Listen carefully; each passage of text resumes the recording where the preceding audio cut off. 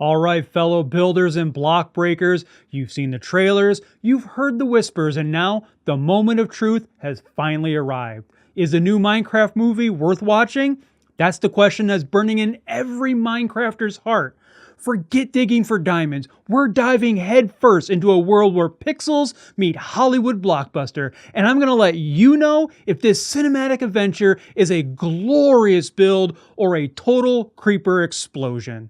Now, before we mine too far deep into this review, make sure to go subscribe to the channel as I bring you movie and TV content almost every single day of the week, and I know you will absolutely love it.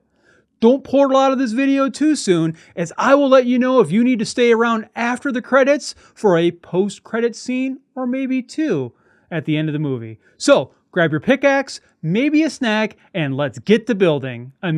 Reviewing. Now, I knew going into this movie that it wasn't going to be some big, huge, epic Hollywood movie or some Oscar contender. The movie was exactly what I thought it was going to be, and it didn't disappoint.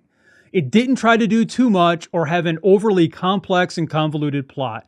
It kept it simple, and it worked. It was completely over the top, which I expected it to be since this is a Jack Black film. I have only played the game a few times and had some basic knowledge of its inner workings, and that didn't really matter as they did a great job explaining what was going on for the novice viewer without bogging down the movie for the people who are huge fans of the game. Jack Black did a fantastic job bringing Steve to life on the big screen. He seemed to be the perfect choice for this role. His acting was on point, and he was Jack Black doing Jack Black things. If you've seen any of his comedy movies, you know exactly what I'm talking about.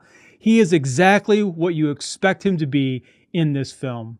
Now, Jason Momoa continues to impress me as an actor. He is obviously a great action star, but the range he displayed in the last Fast and Furious movie caught my attention, and he brought it again in this movie. He was hilarious, and it really made his character special. The rest of the cast did a phenomenal job as well, and it really sucked you into the movie. There is one actress who stole all of her scenes, and that is none other than the great Jennifer Coolidge. She wasn't a main character in the film and only had a handful of scenes, but they were so funny. She definitely was comedic gold. The comedy overall was solid in the movie, but not over the top funny.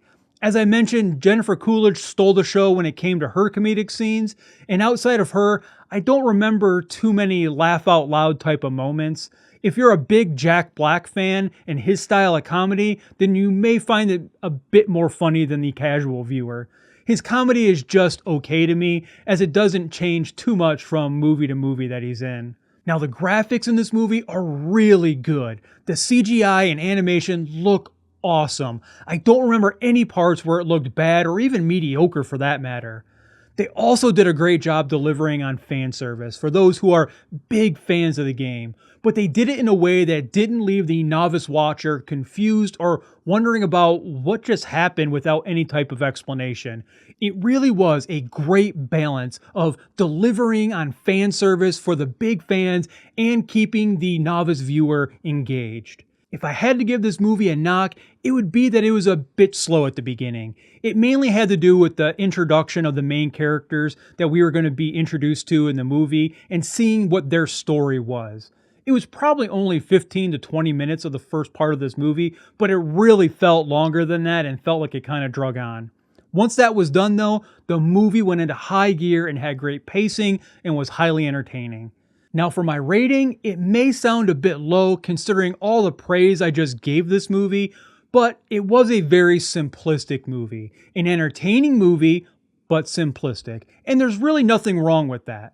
So my rating for the movie is 6.5 out of 10. If you're a big fan of the game, you may get more enjoyment out of the movie, as you may catch more of the Easter eggs that I didn't catch as just being more of a novice viewer, and just be more engaged overall in the movie. For those people, I wouldn't doubt if you would rate it somewhere more in the 7 or 7.5 range.